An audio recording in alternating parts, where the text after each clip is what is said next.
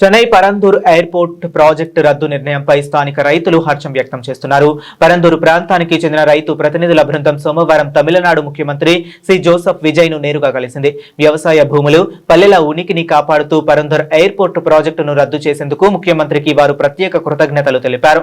గత ప్రభుత్వం తమ ఆవేదనను, విన్నపాలను పూర్తిగా పక్కన పెట్టేసిందని, కానీ సీఎం విజయ్ నాయకత్వంలోని ప్రభుత్వం తమ గోడును ఆలకించి ప్రాజెక్టును రద్దు చేసిందని రైతు ప్రతినిధులు పేర్కొన్నారు. ఈ సంతోషకరమైన సందర్భాన్ని గుర్తు చేసుకుంటూ ఏకనాపురం గ్రామంలోని ప్రధాన వీధికి ముఖ్యమంత్రి సి జోసెఫ్ విజయ్ పేరును నామకరణం చేసినట్లు రైతు ప్రతినిధుల బృందం ప్రకటించింది.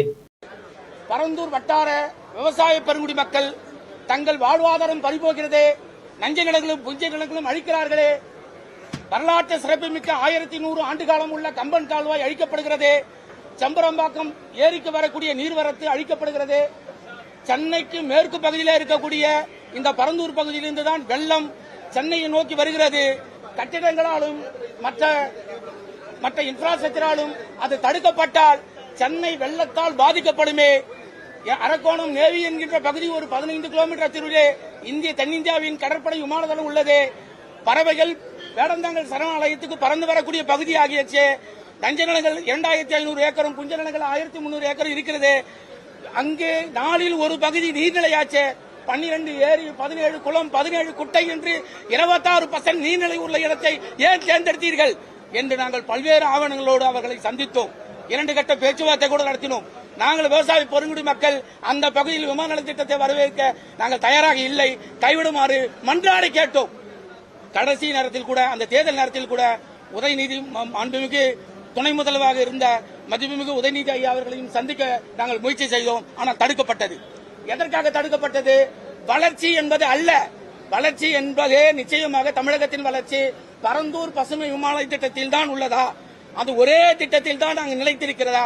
திராவிட முன்னேற்ற கழகத்தினுடைய அந்த மாண்புமிகு தங்கம் தென்னரசு அமைச்சர் அவர்கள், முன்னாள் அமைச்சர் அவர்கள் நேற்று நமது தமிழக முதல்வர் மதிப்புமிகு தளபதி ஐயா அவர்கள் பரந்தூர் திட்டத்தை ரத்து செய்துவிட்டேன் என்ற 110 விதியின் கீழ் அறிவித்து விட்ட பிறகு அவர் இங்கு செய்தியாளர்களை சந்திக்கும் பொழுது 90 விழுக்காடு நிலங்கள் அங்கு பதிவு செய்யப்பட்டதாகவும், 90 விழுக்காடு நிலங்கள் எடுக்கப்பட்டதாகவும், அங்குதான் சரியான இடம் போதவும், அதை தவிர தமிழகத்தில் வேறு எதுவும் இடம் இல்லாத போலவும், பொருளாதாரம் வீழ்ச்சி அடைந்து விடும் என்றும், தமிழகத்தின் பொருளாதாரம் 10 மடங்கு விழுக்காடு கீழ் போய்விடும் என்றும் என்னென்னவோ கற்பனையான வார்த்தைகளால் இங்கு சொல்லியிருக்கிறார்.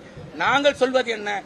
நாங்கள் போராடி கொண்டிருந்த வேளையிலே, அந்த நிலையிலே தமிழக வெற்றி கழகத்தினுடைய அந்த கட்சியை ஆரம்பித்தவுடனே மதிப்புமிகு தளபதி அவர்கள் பரந்தூர் போராட்ட குழுவை நான் நேரில் சந்திக்கிறேன், விவசாய மக்களை நேரில் சந்திக்கிறேன், அங்கு என்னதான் பிரச்சனை, ஏன் அழுகிறார்கள், அவர் மனக்குமுறல்கள் என்ன என்று நேரிலே வருகை தந்தார்.